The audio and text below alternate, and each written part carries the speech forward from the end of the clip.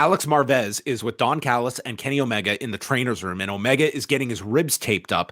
And Callis explains that last week, when Hangman grabbed his hand, Don lost his balance and fell down on the mat.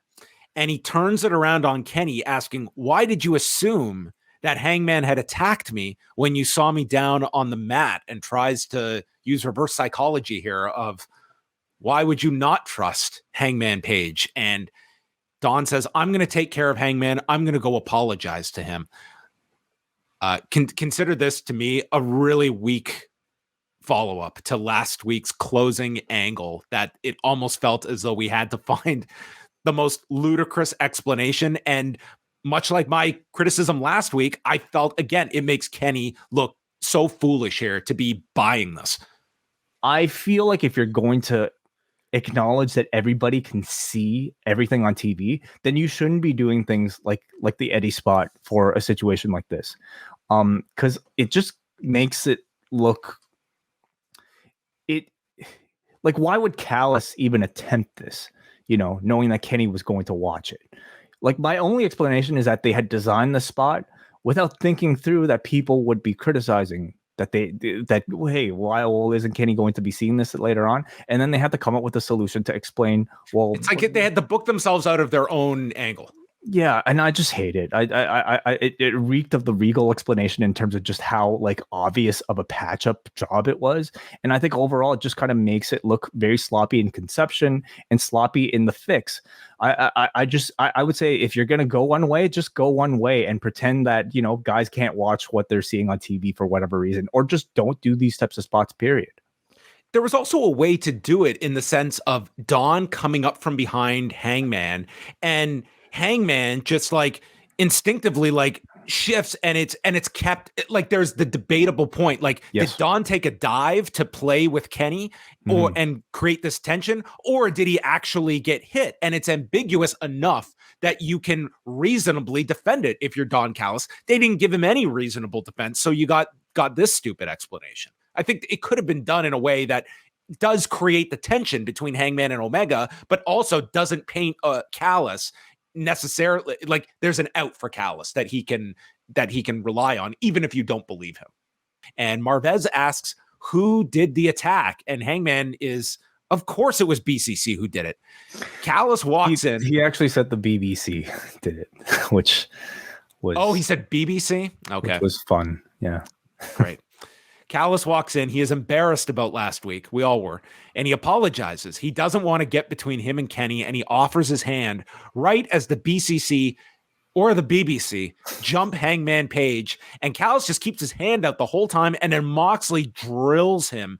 And we cut to Callis, and he is just covered in blood.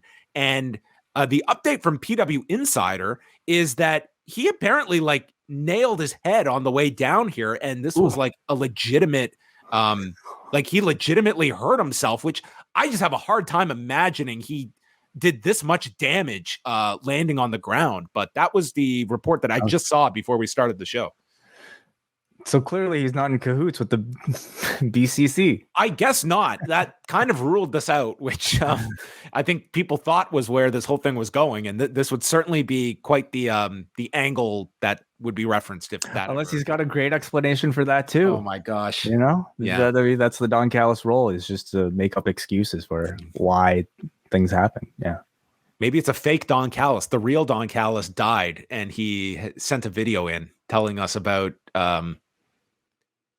Don Chalice, his evil twin. No.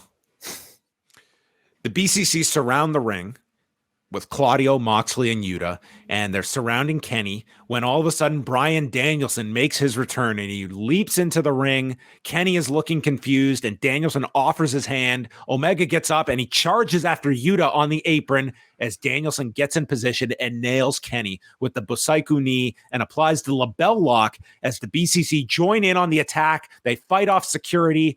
Danielson is holding Omega by his nostrils. Tons of heat here for Danielson. And he shakes hands and hugs with the BCC and screams at Kenny. And you can hear him. It was tough to hear, but he yelled that you are what is wrong with wrestling.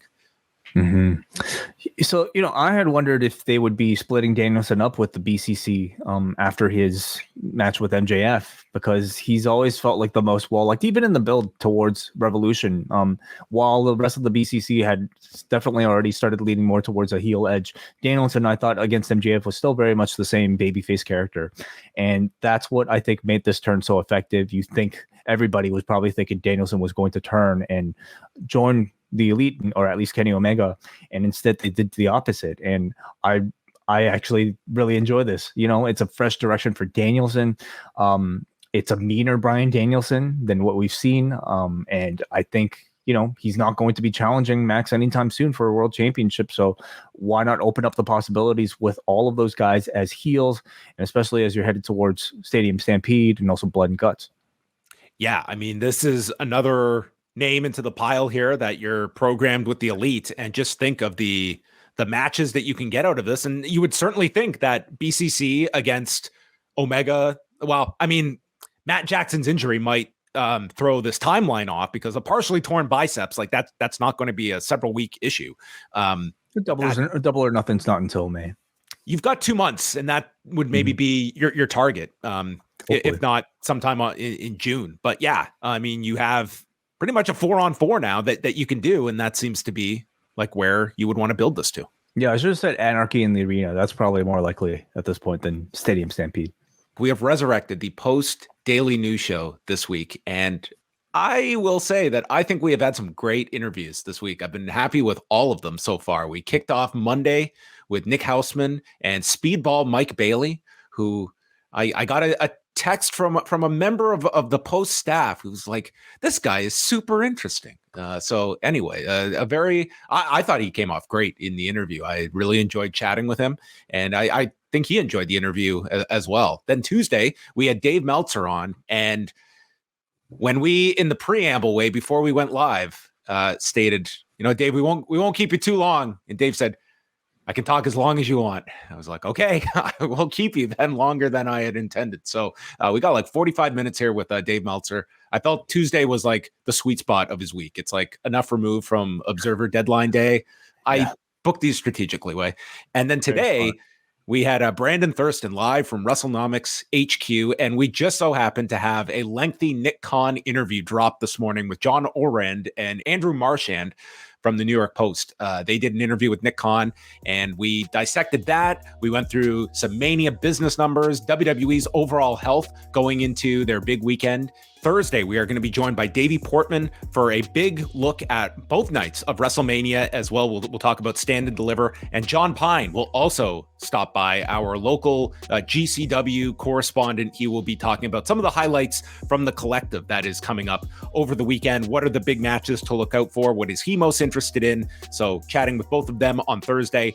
Friday afternoon, we will have John Cena on the show, and maybe some other people popping by, as we will get to look back at what went down on Thursday night. What are the big highlights from the Mark Hitchcock show? Impact and New Japan have their show, Bloodsport. So that's sort of the first night recap. And then again, Friday night after Supercard of Honor, we will also have a show Saturday night, Sunday night live on the YouTube channel, minutes after WrestleMania. And then Monday, we can all collectively enter a coma before Raw.